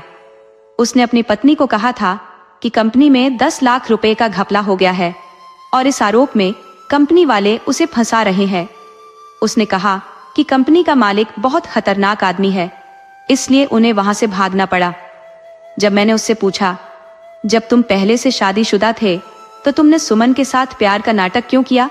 उसने बड़ी आसानी से कह दिया, मैं बहक गया था। मेरा मन तो किया कि वहीं उसका गला घोंट दूं, लेकिन मैंने अपने गुस्से को दबा लिया। उसे क्या पता था कि सुमन ने किन कठिनाइयों का सामना किया है और उसकी सजा वह जीवन भर भुगत रही है। और अब उसकी एक 17 साल की बेटी भी है। उसने सुमन के बारे में पूछते हुए कहा, उसकी शादी हो चुकी है और वो बहुत खुश है। इतना कहकर वह वहां से चला गया। तिवारी जी बोले, बेटा अब तुम लोग सो जाओ, कल सुबह बाकी की कहानी बताऊंगा। देव और श्रीकांत बोले, नहीं काका, नींद नहीं आएगी, कहानियां भी अधूरी है। तिवारी जी बोले, बेटा मैं तो थक गया हूं। और फिर उन्होंने सुमन की ओर देखते हुए कहा, सुमन अगर तुम्हें नींद नहीं आ रही है तो तुम ही इन्हें बाकी की कहानी सुना दो, मैं सोने जा रहा हूं। सुमन ने तिवारी जी से कहा, भैया आज बरसों के बाद पुराने घाव फिर से हरे हो गए हैं, नींद भला कैसे आएगी? श्रीकांत और देव दोनों बोले, तो बताओ ना काकी, आगे क्या हुआ? सुमन ने गहरी सांस लेते हुए कहा, आगे बेटा, आगे जिंदगी ने मेरे साथ फिर एक खेल खेला, मानो मेरी परीक्षा चल रही हो। कामिनी मेरी बच्ची बहुत ही सुंदर, समझदार और संस्कारी थी। मैंने उसे कभी अपने पिता के बारे में पूछने का मौका नहीं दिया। वह बेचारी तिवारी जी को ही अपना पिता मानती थी। एक बार तिवारी जी की मुलाकात उसके पिता से हुई थी। उन्होंने मेरा पता ठिकाना पूछा था, लेकिन तिवारी जी ने अनजान बनकर कहा कि उन्हें मेरा कुछ पता नहीं, लेकिन उनके दिल में कहीं ना कहीं पश्चाताप था। वो एक बार मुझसे मिलकर माफी मांगना चाहता था, लेकिन तिवारी जी ने उसे साफ मना कर दिया। जब तिवारी जी ने मुझे यह बात बताई थी तो मैं रो पड़ी थी। मैंने उनसे कहा था, भैया कहीं ना कहीं मेरे दिल में उसके लिए थोड़ी सी जगह है, क्योंकि मैंने उसे सच्चे दिल से प्रेम किया था और वह मेरी बेटी का पिता भी है। माना कि उसने मुझे धोखा दिया है, लेकिन उसे यह जानने का हक है कि कामिनी उसी की बेटी है। तिवारी जी बोले, कोई बात नहीं सुमन, किसी दिन मुझे कुछ हो गया तो मेरी बच्ची अपने असली पिता के पास तो चली जाएगी ना। तिवारी जी मेरी इस बात से बहुत दुखी हुए थे। उन्होंने कहा था, सुमन आज तुमने मुझे एहसास दिला दिया कि मैंने अपनी जिम्मेदारियों को सही तरीके से निभाया है। कामिनी सिर्फ मेरी बेटी नहीं है, वह मेरी जान है। मैंने तुम दोनों को अपना परिवार माना है। तिवारी जी ने कहा, सुमन मैंने तुम्हारे लिए अपना गांव, अपनी नौकरी सब छोड़ दिया। मैं कभी कामिनी को उस आदमी से मिलने भी नहीं दूंगा। कामिनी सिर्फ मेरी बेटी है। अगर उसे यह पता चला कि वह एक नाजायज औलाद है और उसे एक कुंवारी मां ने जन्म दिया है तो उस पर क्या बीतेगी। तिवारी जी की बातों ने मुझे अंदर तक झकझोर दिया था। मुझे खुद से नफरत होने लगी थी। लेकिन फिर एक बड़ा तूफान आया। कामिनी बाहर खड़ी यह सब सुन रही थी। हम दोनों की बातें सुनकर वह दरवाजे पर खड़ी थी। उसकी आंखों में सैकड़ों सवाल थे। इससे पहले कि वह कुछ कहती, मैंने दौड़कर उसे अपने सीने से लगा लिया। कामिनी ने मुझसे पीछे हटते हुए पूछा, मम्मी इतनी बड़ी बात आपने मुझसे क्यों छुपाई? क्या मैं सच में नाजायज हूँ और पापा हमेशा मेरे पापा बनने का नाटक करते रहे? मैं रोते हुए गिड़गिड़ाती उसे समझाने की कोशिश करती रही। नहीं कामिनी बेटा, तिवारी जी ने कभी भी कोई नाटक नहीं किया बेटा। वो तो तुम्हारे पिता से भी बढ़कर है। अगर ये नहीं होते तो मैंने कब का अपनी जान दे दी होती। बेटा आज तुम भी इन्हीं की वजह से इस दुनिया में हो। अगर मैं ही जिंदा नहीं होती तो तुम भी नहीं होती। सुमन ने बताया, मैं प्रेम में अंधी हो गई थी और एक कुमारी मां ने तुम्हें जन्म दिया। मैंने एक अजनबी पर भरोसा करके बहुत बड़ी भूल की थी।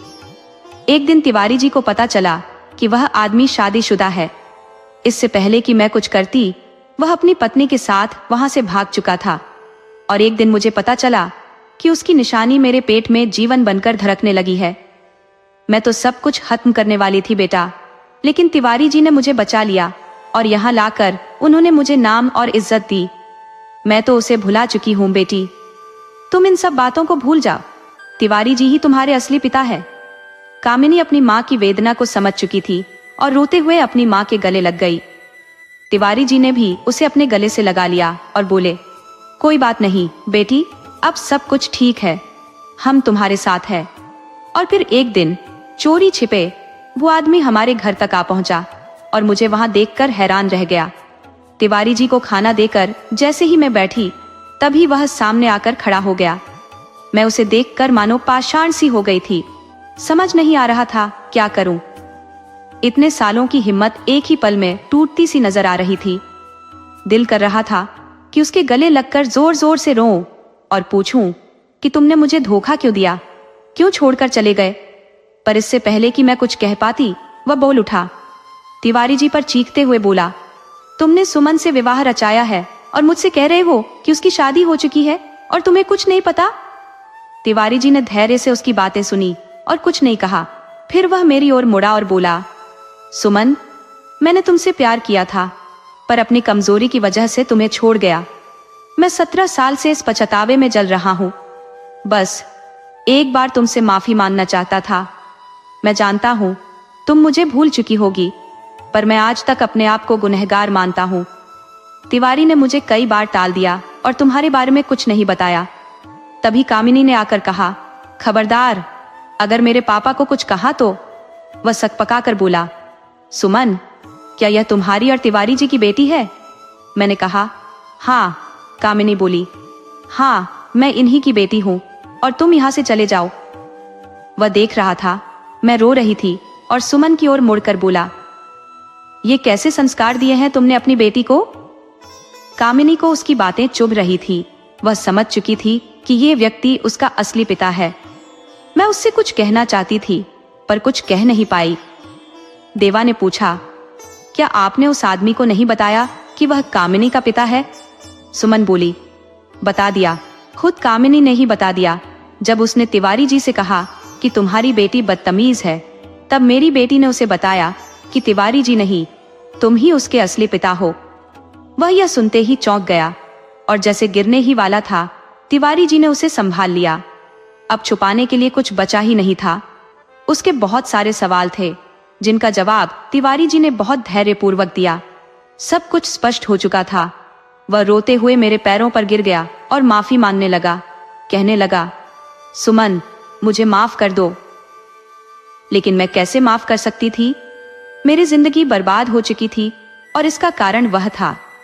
मैंने उससे कहा, आप यहां से चले जाइए, मैं अपनी बेटी और तिवारी जी के साथ खुश हूं और भूलकर भी हमारी जिंदगी में दोबारा आने की कोशिश मत करना। वह आंखों में आंसू लिए चला गया और हम तीनों देर तक रोते रहे। मेरी जिंदगी अब एक उलझन थी। अगर कामिनी को उसके असली पिता के बारे में पता चला तो क्या होगा? लेकिन अब मैं इन चिंताओं से मुक्त थी। अब मुझे कोई डर नहीं था। अब मेरी और तिवारी जी का सपना था कि कामिनी आगे बढ़े और अपने सपने पूरे करे। 3 साल धीरे धीरे गुजर गए और फिर ऐसा वक्त आया कि उसकी आवाज उसे बुलंदियों की ओर ले जाने लगी। उसे एक फिल्म में गाना गाने का मौका मिला और उसके लिए उसे अच्छे पैसे भी मिले। वह बहुत खुश थी। कुछ समय बाद तिवारी जी को पता चला कि कामिनी के पिता की प्लेग के कारण मृत्यु हो गई और कुछ समय बाद ही उसकी पत्नी भी चल बसी। देवा की धड़कनें तेज हो रही थी। वह शायद समझ रहा था। वह उलझने उसे बेचैन कर रही थी। उसने पूछा, काका, आपने पूरी कहानी में कामिनी के पिता का नाम नहीं बताया? सुमन जी बोली, बेटा, कैसे नाम लो उस व्यक्ति का जिसने मेरे जीवन के हर अध्याय को धोखे से लिखा? फिर भी बताती हूँ बेटा, उसका नाम सुधीर था। देव बोला, काकी, सुधीर तो? सुमन जी ने कहा, हाँ बेटा, सुधीर। देव ने सुमन का हाथ पकड़कर माथे से लगा लिया और रोते हुए कहा, पिताजी, आपने बहुत बुरा किया। सुमन कहने लगी, बेटा, तुम इतने दुखी क्यों हो रहे हो और यह क्या कह रहे हो? क्या तुम सच में सुधीर के बेटे हो? देवा बोला, हाँ काकी, मैं उनका ही बेटा हूँ जिन्होंने आपका जीवन बर्बाद किया। मुझे माफ कर दो। सुमन बोली, बेटा, तुम ऐसा मत बोलो। देवा बोला, काकी, सुधीर मेरे पिताजी थे, मैं ही उनका अभागा बेटा हूँ। शुरू से ही शक हो रहा था कि कहीं वे मेरे पिताजी ना हो। मेरे पिताजी अक्सर काम के सिलसिले में आमेर आया जाया करते थे। माँ ने बताया था कि हमें पुराना घर इसलिए छोड़ना पड़ा क्योंकि मालिक ने पिताजी पर गबन का इल्जाम लगाया था। पिताजी प्लेग में मारे गए थे और कुछ दिन बाद ही मेरी माँ भी चल बसी। तब से हमारी मौसी शांति ने हमें पाला है। पिताजी ने जो किया उसके बारे में हम में से किसी को भी कुछ पता नहीं है। उन्होंने आपके साथ जो भी गलत किया उसकी सजा उन्हें मिल गई है। देवा बोला, काकी आप अपने अधिकार के लिए लड़ी क्यों नहीं? इस पर सुमन ने रोते हुए देवा के सिर पर हाथ फेरते हुए कहा, क्या अधिकार मानती बेटा, मैं तो तबाह हो चुकी थी और फिर मैं तुम्हारी माँ का घर कैसे बिगाड़ती। मुझ में इतनी हिम्मत नहीं थी। मुझे तुम्हारे पिता से कोई शिकायत नहीं थी। भगवान उनकी आत्मा को शांति दे। देवा ने कहा, काकी आप बहुत महान है, बहुत अच्छी है। ये कहकर देवा ने उसके घुटनों पर सिर रखकर रोना शुरू कर दिया। उसके दिल का बवंडर आंसुओं में बहने लगा। वहां बैठे श्रीकांत भी अपनी आंखों के आंसू छिपा नहीं पाए, लेकिन देवा नाका से बोले, काकी मेरी बहन के साथ क्या हुआ था? मुझे बताइए, मैं बहुत बेचैन हूं। सुमन ने गहरी सांस लेते हुए कहा, देवा बेटा तुम उसे कभी नहीं देख पाओगे। वह अब इस दुनिया में नहीं है। देवा हक्का बक्का रह गया। काकी मेरी बहन इस दुनिया में नहीं है? ऐसा कैसे हो गया? सुमन ने आह भरते हुए कहा। कामिनी सफलता की सीढ़ियां चढ़ती जा रही थी। उसे गाने के कई ऑफर मिल रहे थे। उसने पैसा और शोहरत खूब कमाई। हमें बहुत गर्व हो चला था कि हमारी बेटी हमारा नाम रोशन कर रही है। तभी उसकी मुलाकात विराट नाम के एक लड़के से हुई। विराट एक बड़े घर का लड़का था और उनकी दोस्ती हो गई। देखने में वह बहुत ही सभ्य और संस्कारी लगता था। अक्सर घर भी आ जाया करता था। मुझे लगा कि कामिनी उसे पसंद करने लगी है। एक दिन मैंने पूछ ही लिया, बेटा कामिनी क्या तुम विराट को पसंद करती हो? पर उसने साफ मना कर दिया और कहा, माँ वह सिर्फ एक अच्छा दोस्त है, उससे ज्यादा कुछ नहीं। मैं बेफिक्र हो गई क्योंकि मुझे अपनी बेटी पर पूरा भरोसा था। एक दिन उसने तिवारी जी से कहा, पापा मैंने जयपुर में एक घर देखा है, मैं उसे खरीदना चाहती हूँ। तिवारी जी ने कहा, बेटा घर तो हमारे पास है ही, इसमें क्या कमी है? इस पर कामिनी ने जवाब दिया, पापा आप दोनों ने जीवन भर संघर्ष किया है। मैं चाहती हूँ कि आपको हर वो खुशी मिले जिससे आप दोनों वंचित रहे। मम्मी तो मानेंगी नहीं, इसलिए आपको ही उन्हें मनाना होगा। तिवारी जी बोले, लेकिन बेटा। कामिनी ने कहा, कोई लेकिन वेकिन नहीं, कल घर देखने चलना है। अगर आप दोनों को पसंद आया तो कल ही रजिस्ट्री करा लूंगी। और फिर हम तीनों घर देखने चले गए। घर बहुत बड़ा था। मैंने कामिनी से कहा, बेटा इतने बड़े घर का हम क्या करेंगे? कल को तेरी शादी हो जाएगी तो ये घर हमें काटने को दौड़ेगा। इस पर कामिनी उदासी भरे स्वर में बोली, माँ मैं कहीं नहीं जाऊंगी, आप दोनों को छोड़कर कहीं नहीं जाऊंगी। इसलिए तो बड़ा घर ले रही हूँ ताकि हमेशा आप दोनों के पास रह सकूं, शादी के बाद भी और शादी से पहले भी। हमें वह घर पसंद आ गया था। अगले दिन सभी कागजात तैयार करवा कर हमने घर तिवारी जी के नाम करवा दिया, क्योंकि कामिनी अपने जीवन में तिवारी जी के बलिदान को बहुत महत्व देती थी। अब हम नए घर में आ चुके थे। कामिनी ने हर चीज की व्यवस्था बहुत अच्छे से की थी। हमें किसी भी प्रकार का कोई कष्ट नहीं था। वह बहुत खुश थी। उस दिन वह कहकर गई थी, माँ आज किसी फिल्म के गाने की रिकॉर्डिंग है और नए घर की खुशी में दोस्तों ने दावत भी मांगी है, तो थोड़ा देर हो जाएगी, आप चिंता मत करना। रात के 10 बज चुके थे पर कामिनी नहीं आई थी, लेकिन उसने कहकर गई थी कि चिंता मत करना, तो मैंने सोचा थोड़ा और इंतजार कर लूं। गाने की रिकॉर्डिंग के बाद विराट और उसके साथियों ने उसे पार्टी मांगी, वह भी पुराने वाले घर में। कामिनी विराट पर बहुत भरोसा करती थी, इसलिए पुराने घर में पार्टी का इंतजाम किया गया। 11 बजे के बाद तिवारी जी ने उसे फोन किया। तब उसने बताया कि पापा मैं पुराने घर में अपने दोस्तों के साथ हूँ, चिंता मत कीजिए, 1.5 घंटे में मैं वापस आ जाऊंगी। विराट भी मेरे साथ है, वह मुझे घर तक छोड़ देगा। विराट का नाम सुनते ही हमारी चिंता खत्म हो गई थी, क्योंकि हम दोनों भी विराट पर बहुत भरोसा करते थे। पार्टी में लड़कियां ज्यादा देर तक नहीं रुकी और जल्दी चली गईं। अब वहां केवल कामिनी, विराट और उसके 2 दोस्त बचे थे। कामिनी नहीं जानती थी कि विराट शराब भी पीता है और उसने कब और कहां पी ये भी उसे नहीं पता था। लेकिन उस रात विराट शराब के नशे में था, उसकी गाड़ी में रखी थी। कामिनी को डर लगने लगा था, उसे विराट से ऐसी उम्मीद नहीं थी। कामिनी अब विराट के साथ घर नहीं जाना चाहती थी, वह अकेली ही चलने लगी। लेकिन विराट ने उसे रोक लिया और बोला, कामिनी आज यहीं रुक जाओ हमारे साथ। उसने नशे में धुत होकर कहा था। तो कामिनी बोली, विराट तुम शराब पीते हो? अगर मुझे यह बात पता होती तो मैं कभी तुमसे दोस्ती नहीं करती, ना ही तुम्हें इस पार्टी में बुलाती। विराट ने अचानक उसके बाल पकड़कर अपनी ओर खींचा और कहा, कामिनी मत जाओ, मैं तुमसे बहुत प्यार करता हूँ, आज रात मेरी बाहों में सो जाओ। कामिनी ने अपने बाल छुड़ाने की कोशिश की, लेकिन वे असफल रहीं। विराट ने उसे अपनी ओर खींच लिया और उसके चेहरे के करीब जाने लगा।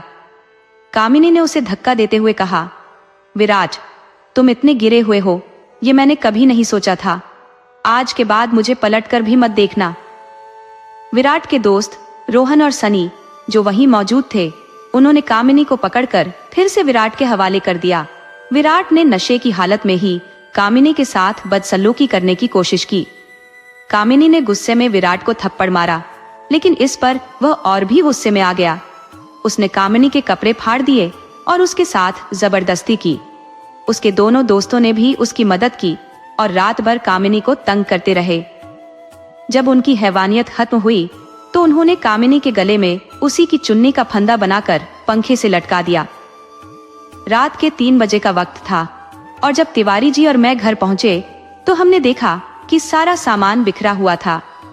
खाने की प्लेटें, गिलास और शराब की खाली बोतलें इधर उधर पड़ी थी और सामने मेरी बच्ची के फटे हुए कपड़े और खून से सने कपड़े जमीन पर पड़े थे। हमारी प्यारी बेटी की लाश पंखे से लटकी हुई थी। तीनों दरिंदों ने हमारी बेटी की इज्जत खराब करके उसे मार डाला था। इतना कहकर सुमन फूट फूट कर रोने लगी। देवा ने कहा, काकी चुप हो जाइए, अब और नहीं सहा जाता। काश कामिनी बहुत पहले हमारी जिंदगी में आ गई होती तो आज ये सब नहीं हुआ होता। देवा ने सिर झुकाते हुए कहा, काकी मुझे माफ कर दो, मेरे पिता के किए अपराध की सबसे ज्यादा सजा मेरी बहन कामिनी ने भुगती है, मैं बहुत शर्मिंदा हूँ। सुमन ने किसी तरह अपने आंसुओं को रोका और बोली, बेटा विराट ने मेरा इकलौता सहारा छीन लिया। देवा की आंखें भी रोते रोते लाल हो गई। उसने कहा, काकी विराट कहाँ रहता है, मुझे बताओ, मैं उसे जिंदा नहीं छोड़ूंगा। सुमन ने कहा, बेटा वह उस रात बहुत नशे में था और तेजी से गाड़ी भगा रहा था। उसकी गाड़ी एक बड़े पेड़ से टकरा गई और सिर में भयंकर चोट लगने के कारण वहीं उसकी मौत हो गई। उसके दोस्त उसे वहीं छोड़कर भाग गए। देवा बोला, लेकिन काकी कामिनी के लिए आपने पुलिस में रिपोर्ट तो दर्ज करवाई होगी। सुमन ने कहा, नहीं बेटा नहीं करवाई। देवा ने आश्चर्य से पूछा, लेकिन क्यों काकी, वो दोनों दरिंदे अभी आजाद घूम रहे होंगे। सुमन ने गहरी सांस लेते हुए कहा, बेटा जब मैंने अपनी बेटी को लटके हुए देखा तो मैं बेहोश हो गई। तिवारी जी ने उसे कब उतारा, मुझे कब होश आया, मैं कुछ नहीं जानती। जब मुझे होश आया तो मैं एक चादर में लिपटी हुई थी। मेरी बच्ची ने कितना दर्द सहा होगा, यही सोचकर मेरी छाती फटने लगती है। उसके सारे शरीर पर दांतों के निशान थे, आंखें फटी हुई थी। तिवारी जी पुलिस को बताना चाहते थे, लेकिन मैंने उन्हें रोक दिया। देवा ने पूछा, काकी आपने उन्हें क्यों रोका? सुमन बोली, बेटा कितना बदनामी होती। तिवारी जी की बेटी का 3 लड़कों ने बलात्कार किया और उसे मारकर पंखे से लटका दिया और फिर पोस्टमार्टम होता। मेरे और तिवारी जी के रिश्ते पर सवाल उठाए जाते। जिन गुमनामी के अंधेरे में हम रह रहे थे वह सबके सामने आ जाता। फिर मेरी बेटी को नाजायज होने का इल्जाम दिया जाता और मुझे कुमारी माँ कहा जाता, तिवारी जी की रखैल कहा जाता। बेटा ये सब इतना आसान नहीं था। देवा ने कहा, काकी लेकिन फिर। सुमन जी ने कहा, बेटा हम दोनों सदमे में थे, लेकिन उस वक्त खुद को संभालना समझदारी लगी। कामिनी को हमने रात में ही उस घर में दफन कर दिया और दिन निकलने से पहले ही अपने नए घर आ गए। रास्ते में विराट की गाड़ी जो हमें दुर्घटनाग्रस्त दिखाई दी तो पता चला कि वह लड़का ज्यादा नशे में गाड़ी चला रहा था, इसलिए दुर्घटना हुई और वह मारा गया। पुलिस उसे गाड़ी से निकालकर स्ट्रेचर पर डाल रही थी। उसी समय उसका चेहरा भी हमने देख लिया था और एक लंबी आह भरकर वहां से मैं चुप निकल गई। 1 हफ्ते के भीतर ही हमने नया मकान बेच दिया और हमेशा के लिए यहाँ आ गए। अब तिवारी जी ही जयपुर चले जाते हैं। मैं तो शायद वहां अब कभी नहीं जा पाऊंगी। इतनी हिम्मत नहीं है मुझ में। देवा ने पूछा। कभी किसी ने कामिनी के बारे में पूछा नहीं? सुमन जी बोली। बेजा, सब पूछते थे। उसने बहुत कम उम्र में बहुत नाम और पैसा कमाया था। ये सुनकर देवा ने कहा, हमने सबको यही बताया कि वह शादी करके विदेश चली गई है। देवा ने काकी से कहा, काकी, रोमक के बारे में सोचकर मेरा दिल रोने लगता है। वह मेरी बहन थी। काश मैं पहले आ पाता तो शायद ये सब ना होता, लेकिन अब वह कभी वापस नहीं आएगी। ये कहते हुए सुमन जी की आंखों में आंसू भर आए। देवा कहने लगा, हे भगवान, ऐसा क्यों हुआ? मुझे कोई काम नहीं दिखता। फिर देवा ने कहा, जानती हो काकी, मुझे ऐसा लगता है कि वह मेरे पास आकर बैठ जाती है।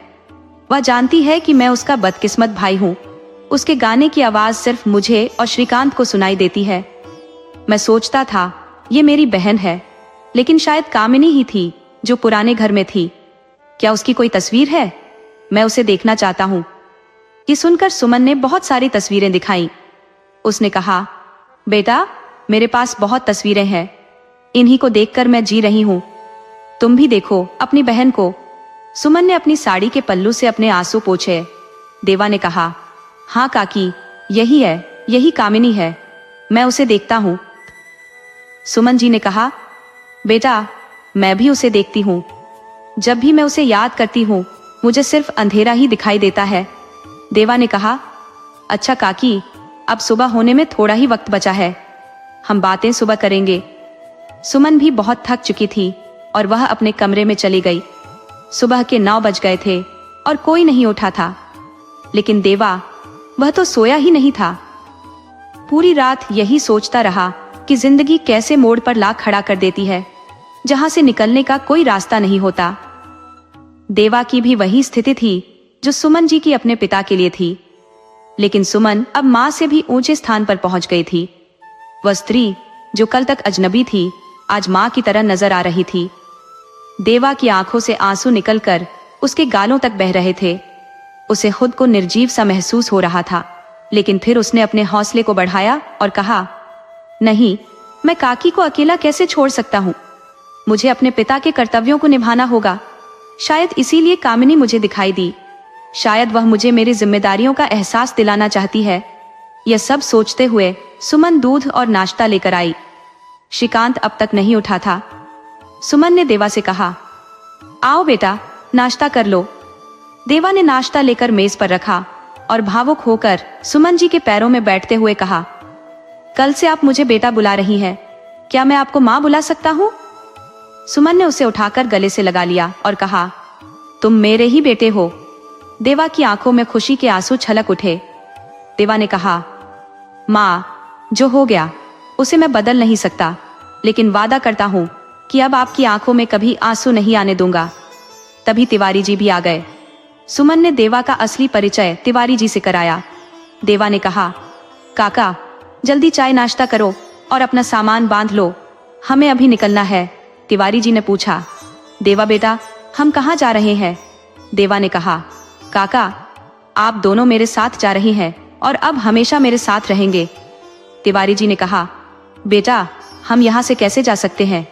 देवा ने कहा, काका, आपका बेटा आपसे विनती कर रहा है। थोड़ी देर बाद तिवारी जी तैयार हो गए। आज देवा को अपना परिवार पूरा होते हुए नजर आ रहा था। गाड़ी श्रीकांत चला रहा था। पूरी रात जागने के कारण देवा को नींद आ गई।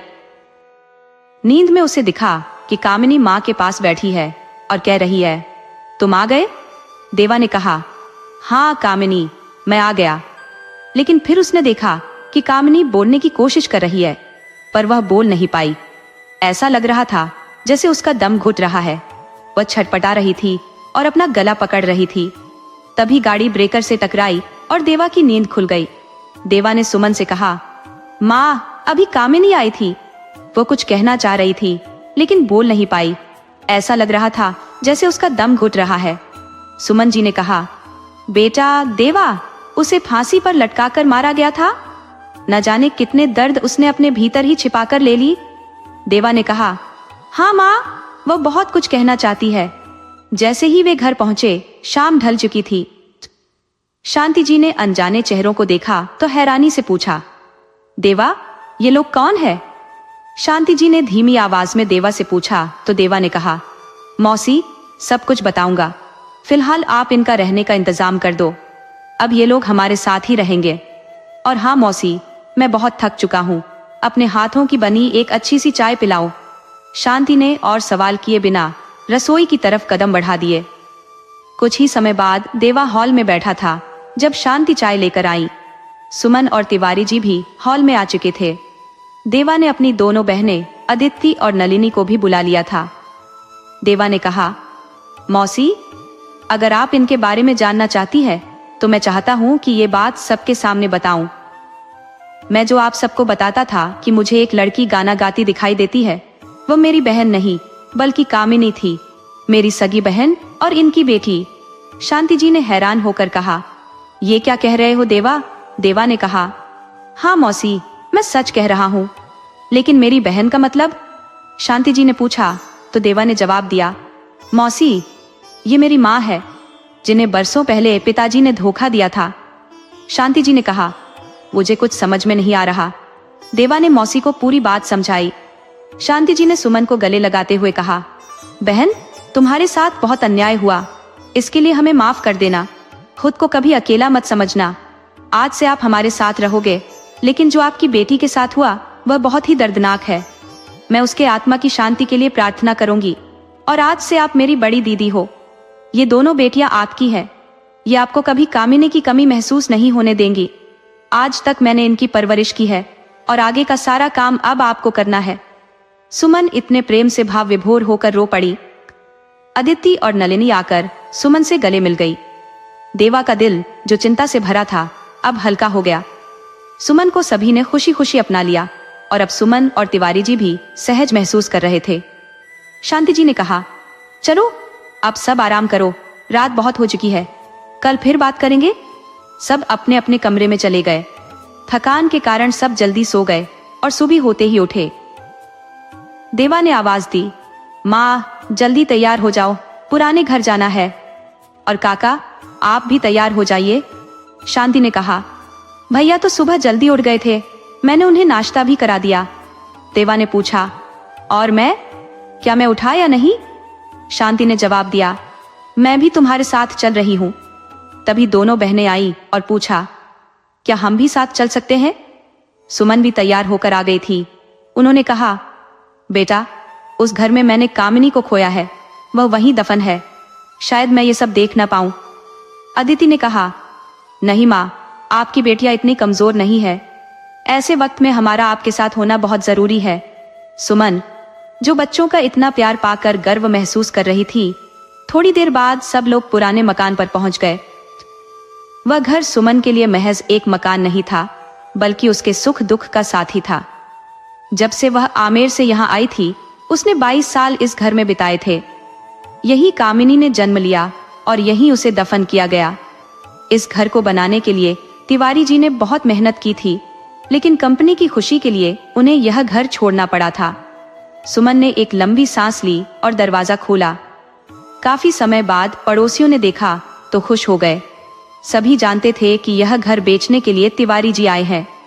सबने तिवारी जी से उनकी खैरियत पूछी और कंपनी के हालचाल के बारे में पूछा। तिवारी जी ने बताया कि कामिनी विदेश में थी और एक कार दुर्घटना में उसकी मृत्यु हो गई।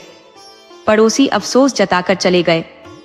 जब सुमन और तिवारी जी अंदर गए तो उनका दिल बहुत विचलित हो उठा। सुमन ने जैसे ही घर का दरवाजा खोला, बड़े बड़े जाले उनके चेहरे से टकराए, सीलन की दुर्गंध उठने लगी और छोटे छोटे कीड़े चारों ओर भागते नजर आए। सुमन ज्यादा देर खड़ी नहीं रह पाई। देव सब कुछ देख रहा था। तभी उसकी नजर कमरे में लगे पंखे पर पड़ी। एक पल के लिए ऐसा लगा जैसे कामिनी आज भी वहां लटकी हुई हो। बरामदे में रखी मेज पर ऐसा महसूस हुआ जैसे थोड़ी देर पहले वहां सब बैठे हो। शांति, नलिनी, अदिति ने सफाई में मदद की। तभी अचानक तिवारी जी की रोने की आवाज आई। शांति और देवा ने उन्हें संभाला। तिवारी जी ने कहा, बेटा मैं कब तक हिम्मत रखूं? इन हाथों से मैंने अपने लाडली को पाला पोसा था और उन्हीं हाथों से उसे यहाँ दफन किया। उन्होंने फर्श की ओर इशारा किया। सभी की नजर उधर गई। देवा ने इधर उधर खोदने के लिए कुछ ढूंढा। तिवारी जी ने ऊपर रखे फावड़े की ओर इशारा किया। देवा ने फावड़े से खोदना शुरू किया। धीरे धीरे दुर्गंध आने लगी और अंततः कामिनी का कंकाल सामने आ गया। जैसे ही सुमन ने उस दृश्य को देखा, वह होश खो बैठी। तिवारी जी का दिल भी गहरे दर्द से भर गया था। वो चीख चीख कर रोना चाहते थे, मगर समाज के डर से उनके आंसू अंदर ही अंदर दम तोड़ रहे थे। सभी की आंखें नम थीं, मगर देवा कठोरता से उस कंकाल को घूरता रहा। कंकाल का शरीर सड़ गल चुका था, लेकिन उसकी एक अंगुली में अंगूठी और पैरों में पायल अब भी सही सलामत थी। देवा ने पूछा, काका यहाँ कोई छोटी संदूक है? तिवारी जी ने संदूक लाकर देवा को दी।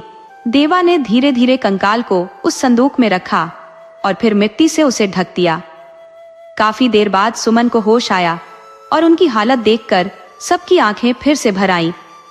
शांति देवी ने उन्हें दिलासा देते हुए कहा, दीदी रो मत। अगर कामिनी आपको इस हाल में देखेगी तो उसे बहुत तकलीफ होगी। हम रोकर अपना दिल हल्का कर लेंगे, लेकिन सोचो उस मासूम बच्ची पर क्या बीती होगी। सुमन और तिवारी जी ने खुद को संभाला। देवा ने सबको बाहर चलने को कहा।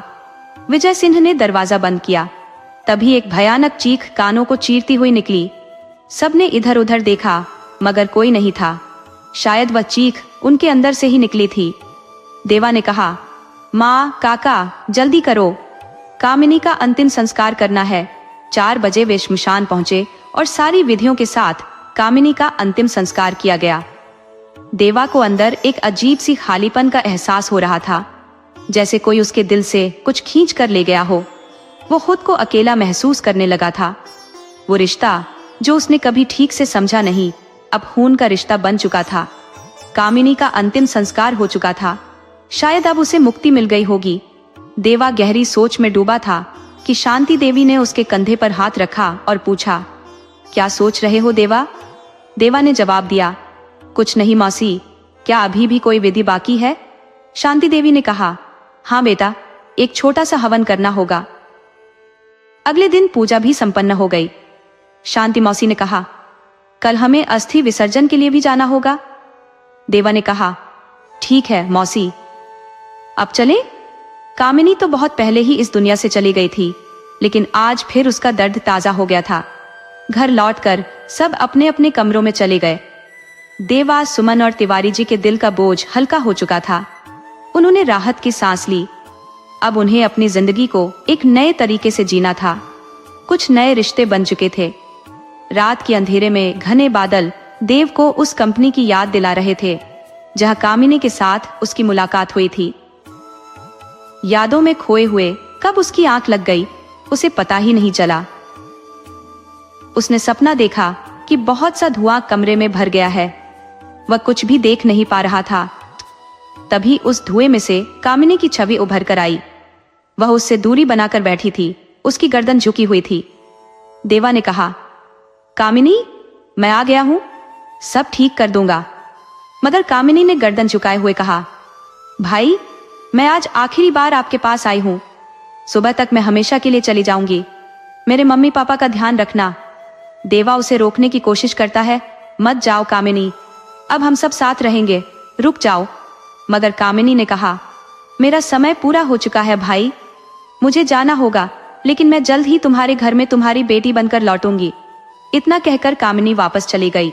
सारा धुआं गायब हो गया और देवा उसे रोकता ही रह गया।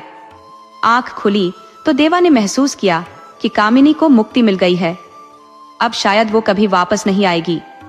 इसी तरह धीरे धीरे 3 साल गुजर गए। दोनों बहनों की शादी हो गई और सुमन जी और शांति ने देवा पर शादी के लिए दबाव डाला। आखिरकार देवा की शादी मानसी से हो गई और 1 साल बाद उनके घर एक बेटी ने जन्म लिया। सुमन जी कहती है कि वो बेटी बिल्कुल कामिनी जैसी थी, प्यारी सी, वही चेहरा, वही रंग रूप। देवा ने अपने सपने को याद करके मुस्कुरा दिया। शायद उसकी कमी एक नए रूप में वापस आ गई है। कामिनी ने कहा था, भाई, मैं जल्दी वापस आऊंगी, और आज वो वाकई वापस आ गई थी। देवा बहुत खुश था और उसने अपनी बेटी का नाम कामिनी रखा। अब देवा के घर में सब खुश थे और जीवन एक नई दिशा में चल पड़ा था। दोस्तों, अगर आपको हमारी कहानी पसंद आई हो तो कृपया हमारे चैनल को सब्सक्राइब करें, वीडियो को लाइक करें और शेयर करें